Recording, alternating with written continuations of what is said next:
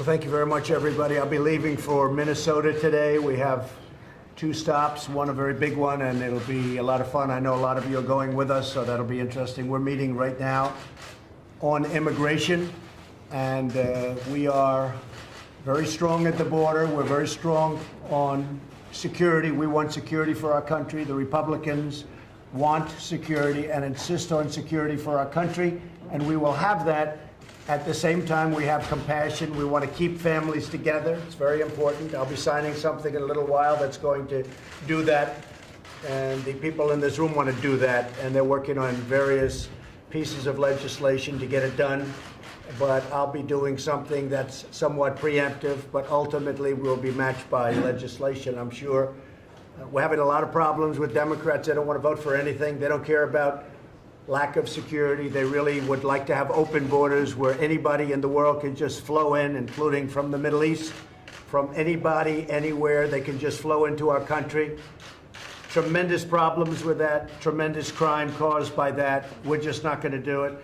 I do want to say that because we're all so busy, and I just mentioned to the congressmen and the senators in the room that we are going to cancel and postpone tomorrow's congressional picnic. We have a congressional picnic tomorrow, and I was just walking over to the Oval Office and I said, you know, it doesn't feel right to have a picnic for Congress when we're working on doing something very important. We have many things that are important. We're talking about trade, we're talking about many, many things, but it didn't feel exactly right to me. So we will be officially postponing the congressional picnic for tomorrow. We'll make it another time when things are going extremely well, and they are going for the country extremely well.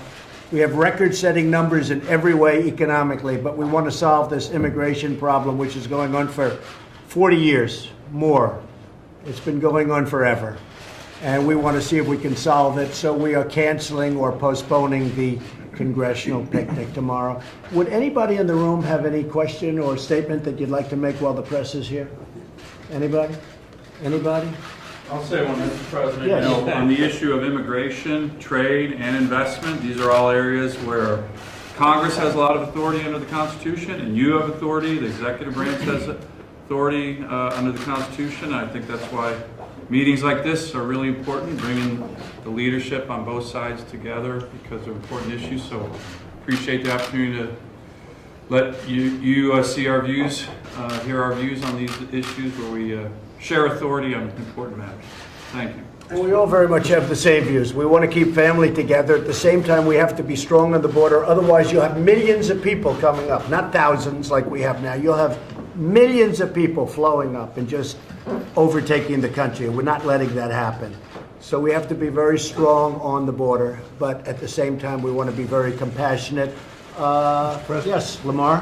Mr. President, thanks for having us. I think what Dan said was good. We really have, on the issues on trade, on immigration, we have a partnership under the Constitution. We have some authority. The President has some authority. We need to work together.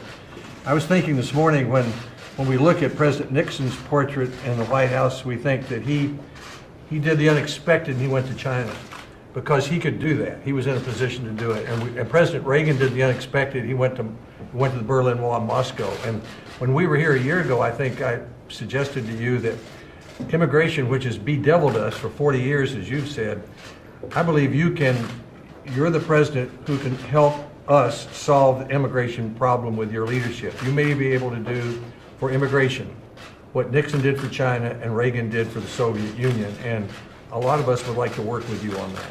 Yeah, thank you, Lamar, very much. We need the Democrats' support because we need their votes. It's very simple. You know, people say we have a majority. Well, we have a 1 majority in the Senate.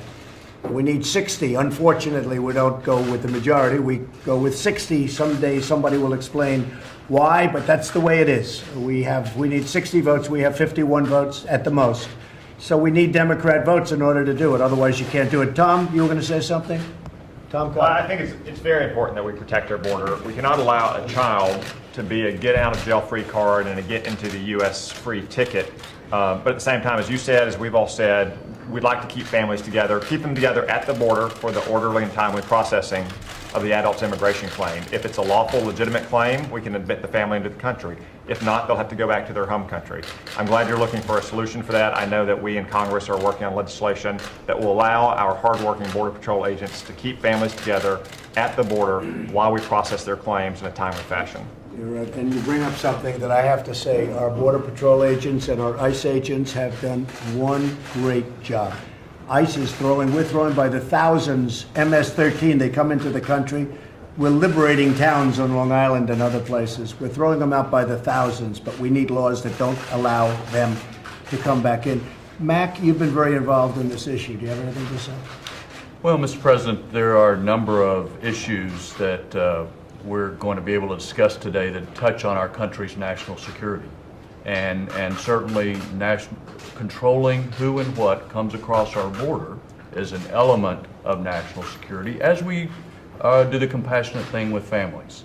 And I look forward to working with you to further strengthen our military. Together, we have turned around a declining situation, but that's also part of what we need to do together. Back to Lamar's point about we both have responsibilities, we can do more together. I will say, with all of the numbers that you see, if we weren't strong on the border, you'd have hundreds of thousands of people pouring through the border. They'd just be pouring through, and the country would not be the country anymore. Lindsay? We got a big, massive mess that's been going on for decades, and we're all going to fix it one day, I hope. But we've got a specific problem that puts the country in a dilemma. Here's your dilemma, it's President Obama's dilemma, our dilemma. If a family shows up at the border and we let the family go into the country and say, please come back for your hearing, about 80% of the time, the adults never show up for the hearing. I think most Americans feel like that is bad. It will create a third wave of illegal immigration. I want to be fair to the people who came here under the old system, but I don't want to create incentives to create a third wave. The other choice is if you detain the parents who broke the law under the Flores decision, you have to break the family up. So there's a 1997 Supreme Court case that we got to deal with. So I would urge my Democratic friends to see if we can find a way to keep families together, have a legislative fix to the Flores decision, and argue about the other things later. Because right now, Mr. President, you're in a real bind. If you detain the adults, the law requires the children to be separated. If you let the adults into the country, they never show up. Seems to me that we want to keep the family together and have the parents show up for their day in court. To Senator Schumer, I know there's a lot we don't agree on, but surely to goodness we can fix this court decision because the country's in a bad spot, not just you. Well, Lindsay, the dilemma is that if you're weak, which some people would like you to be, if you're really, really pathetically weak, the country's going to be overrun with millions of people. And if you're strong, then you don't have any heart. That's a tough dilemma. Perhaps I'd rather be strong, but that's a tough dilemma. Yes, go ahead, Ron. In our committee, Homeland Security, we've held 30 hearings on border security. And you know how much I like data. And Senator Graham mentioned the fact that we have these incentives. There's nothing compassionate, by the way, of enticing people to take a very dangerous journey on a train they call a beast, or through the desert. We've seen the pictures of dead, desiccated bodies in the desert. There's nothing compassionate about that. But here's what's happened since 2012, since DACA. Just talk about unaccompanied children. Prior to that, somewhere between 3,000 or 4,000 unaccompanied children from Central America came into this country. Then DACA was instituted in 2012, and that problem skyrocketed. The numbers on it, about 225,000 unaccompanied children just from Central America, about almost 500,000 family members. So we've got another 750,000 individuals, very sympathetic, that we're just incentivizing for coming. And we have to stop those incentives. Our goal of our policy should be to reduce the flow of people incentivized to come in this country. And that's what strong enforcement actually does. So just so everybody knows, this deal was just about done. We had a deal signed. President Obama signed DACA. When he signed it, he said, I'm really not allowed to sign this, and I'm going to sign it anyway. But he actually said, I'm not allowed to sign this, never going to hold up. And they got a judge who held it up, and they got another one who held it up. Then we had a couple that turned it down, and it's going to be a Supreme Court issue. But before it was held up, everyone assumed that the DACA would not be held up, and we had a deal with the Democrats. It was a deal that everybody agreed to. It was $25 billion. We were going to build a wall. We would take care of many, many different things, including loopholes. It was all done, except when this judge ruled in favor of DACA, meaning that it could continue until we get to the Supreme Court, all of a sudden they weren't there anymore. And that's what happened, and that's why we're in this mess, because we had a couple of court decisions which is going to force an issue to the Supreme Court that shouldn't be forced to the Supreme Court. Yes, John? Thanks for inviting us up on these important issues and for having this important discussion, certainly on immigration, but also on trade. And the context that I want to make sure we talk about is we've made incredible progress on tax relief. We've made tremendous progress on regulatory relief, and it's reflected in our economy. Now, if we can do the same thing on trade, think what that means for our country in terms of economic growth, in terms of jobs, in terms of getting wages moving higher, and the impact that has for all Americans. So we have to look at it in that context. When we talk about trade, it's on top of tax relief and regulatory relief. And now if we can get the right policies in place on trade, think what that means for our country. Well, we're doing very well on trade, I will say. We've been really hurt as a country on trade for many years. Despite bad trade deals, we're doing very well. Now we're making very good trade deals. Well, you'll be seeing that. They'll be announced pretty rapidly. We already have a couple that are made, but we're making great trade deals. And honestly, we need people coming into our country. You know, we have a lot of companies coming into our country. Chrysler just announced. We have Foxconn is going up to Wisconsin, as you know, and a great company. They make the Apple iPhones and laptops, and an unbelievable company. We need people. We need people that work for these companies because they're coming in at a number that nobody ever thought possible. So we want people to come into our country, but I think I can speak for everybody at the table. We want them to come in based on merit. We want great people that will be great for our country. And we want them to come in based on merit. We're going to need those people because we have so many companies coming to the country. John, you were going to say something? Mr. President, to your point, America is the most generous country in the world when it comes to legal immigration. And I think we ought to draw a very clear line between legal immigration that benefits our country Right, absolutely. and illegal immigration, which is a threat to public safety. I just wanted to make the one point. I agree with what Tom Cotton and others have said, what you've said about being able to enforce the law and keep families together. It's not a mutually exclusive choice. We can do both, and I'm confident we will achieve that goal. But I just want to point out that coming from a border state like Mac and I do, the border, the illegality along the border is a complex problem because it is, as somebody pointed out, it's commodity agnostic. In other words, they said it's people, it's drugs, it's weapons, and you talk about an opioid crisis in the United States, it's not just prescription drugs, it's heroin that comes from Mexico. Right. So this is a very complex situation. We need law and order along the border. Everybody agrees with that. We need to be compassionate the way we handle these families.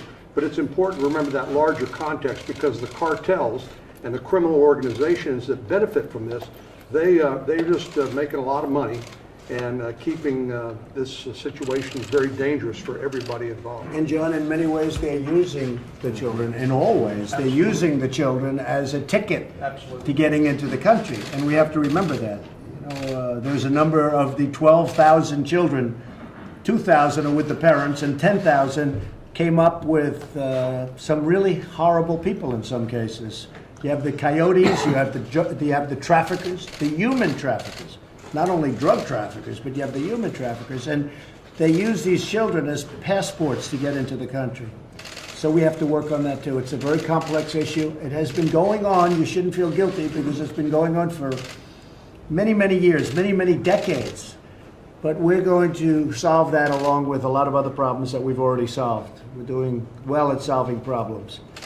You know, when I became president, we had North Korea, we had the Iran deal, which was no good. We had lots of problems with trade and bad trade deals. There are a lot of things that we solved and we're solving that, in theory, I shouldn't have had to solve. These are things that should have been solved for a long time. Even on trade. We should have never allowed, our past leaders should have never allowed China to get to a point where there's a $500 billion trade deficit with the United States. When they went up, we should have gone up. We should have gone up together. Not where you allowed one to get so far ahead. And that includes the European Union, and it includes many others. Shouldn't have happened. So we came at a time where there were plenty of problems to solve. And one of the big problems is immigration. And I hope that within not too long, a distance, and I mean beyond this one problem of immigration.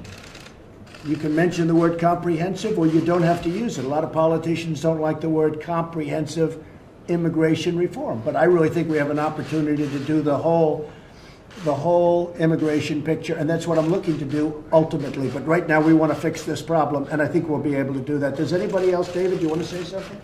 Well, Mr. President, the last year and a half has shown an absolute turnaround in this economy. I mean, we were faced with 8 years of 1.9% economic growth. We focused on, as John said, regulation, energy, taxes.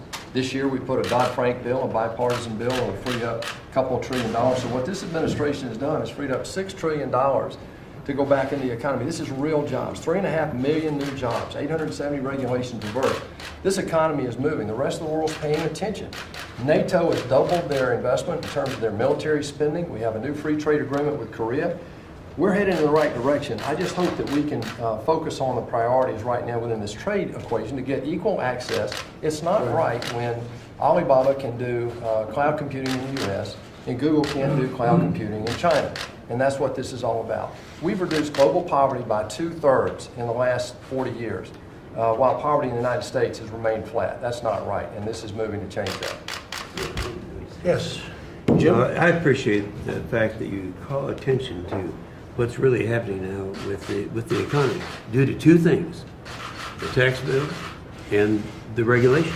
We're killing people with regulations, but what hasn't been said around this table, and I'm surprised, the biggest accomplishment from your administration is what you've done with the military. You succeeded a president who had a policy that said you can't do anything with sequestration with the military unless you do it with the non-defense. And we changed it. We had to vote for a lousy budget bill to do it, but nonetheless, it is changed. We've broken parity, and we're now rebuilding our military. True. Military is really incredible. We're ordering new planes, new ships, all jobs too. Jobs, I would say, in this case, is a far second. But we're going to have a military like we've never had before, and it's great. $700 billion approved and $716, and in that budget, $6 billion for opioid. That's an important thing too. So a lot of progress is being made. Mike, did you have something to say? Mike Pence? Yeah, thank you, Mr. President. And I know I speak for the President when I express the gratitude of this administration for the support of the members of the Senate and the House that are gathered around here. You've delivered for the American people on national security, rebuilding our military, on tax cuts and regulatory reform, restoring our economy. But what the President reiterated again yesterday, and he has said every day from when he sought this office, is we have a crisis of illegal immigration. And as the President made clear, we don't want families to be separated. We don't want children taken away from parents. But right now, under the law, and we sit with these lawmakers, we only have two choices before us. Number one is don't prosecute people who come into our country illegally, or prosecute them, and then under court cases and the law, they have to be separated from their children. What I want to be clear about is we're calling on these lawmakers, Mr. President, not just to solve this problem in a way that affirms our commitment to law and order and compassion, which we can do. And there are proposals in the Senate, proposals in the House to do that. But the President's vision, articulated in his State of the Union address, was let's solve the whole problem. Let's build a wall, let's close the loopholes, let's solve the problem for 1.8 million people that were brought into this country through no fault of their home, and let's deal with law and order and compassion with this issue of family separation at our borders. And I would say, with great respect to the members of Congress, as the House considers legislation tomorrow, the Senate's considering legislation, the President has postponed the congressional picnic. We're calling on Congress to act. Let's roll our sleeves up, let's work the whole problem, let's end this crisis of illegal immigration. Thank you very much. Does anybody else have anything to say? Because I think we're pretty much on, yes. Adam? Mr. President, thank you. And just from the House perspective, I want to say, Anna is a still currently serving Guard member. You're my Commander-in-Chief. There has been a marked difference in the security and the good feelings in the military. They understand that we're investing in them again, even though we're asking them to do a lot. And secondly, security plays a big role. So that includes border security, and the bill that we're going to bring up and hopefully pass in the House this week fully funds the border and takes care of all these issues. And I hope the House can pass it. And I wish Democrats would join us because frankly, it's a lot of stuff in there that they like too. It's an 80% issue. Unfortunately, I think they like the politics of this a little better. And I also want to say, we really wish you didn't take Secretary Pompeo from the House because he did a great job. He's doing a great job as Doing a Secretary. great job. He is doing a great job. Thank you, Adam, very much. Appreciate it. Anybody over here? Yes. Thank you, Mr. President. I want to echo particularly what Chairman Thornberry and Senator Inhofe said in terms of the change that we've seen, and Adam as well, the change we've seen in terms of resources for the military. We got to make sure we don't have another CR for the military, though. Right. And we are working hard in the House. We're hopeful we're going to pass a defense appropriations bill next week in the House. And we need to make sure that that gets taken up and passed in the Senate, and then we don't give you another omnibus type bill, but that we get a straight defense that would be very appropriations nice. bill passed and taken up. And that'll be critically important to continue the work you've done to rebuild the military. Thank you, Liz. Can I say hello to your father, please? Great guy. You need to tell Adam to shave. He looks good. Handsome guy. So thank you all very much. We appreciate it.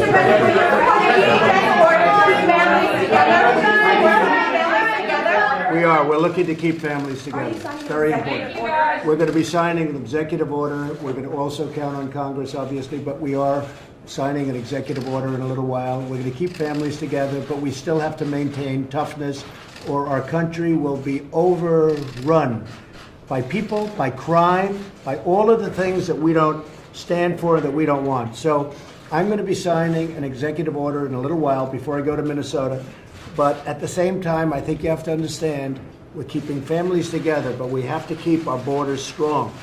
We will be overrun with crime and with people that should not be in our country. Will you accept a standalone bill addressing the family separation issue? We're going to see what happens. Mr. We're gonna see President, what did happens. the images of those young children at the border? Yes, they affect everybody. Those images affect everybody. But I have to say that you have double standards. You have people that want absolute security and safety, and you have people that do look at the children, and then you have people like me, and I think most of the people in this room, that want both.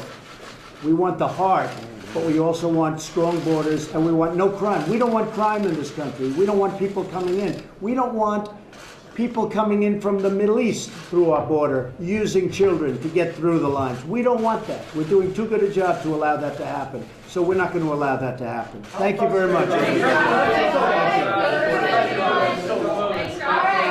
Nothing. This has been going on for, when you say what took long, this has been going on for 50 years, longer. This has been going on under President Obama, under President Bush. This has been going on for many, many years. We're going to see if we can solve it. This is not something that happened just now. You look at the images from 2014. I was watching this morning, and they were showing images from 2014. They blow away what we're looking at today. And that was not during this, that was during the Obama administration. I saw images that were horrible. And you know the ones I'm talking about, because I'm sure you all saw them too. We're going to see if we can solve the immigration problem like we've solved so many other problems. And I think we'll get it done. Thank you very much. Thank you. Thank you. Thank you all very much.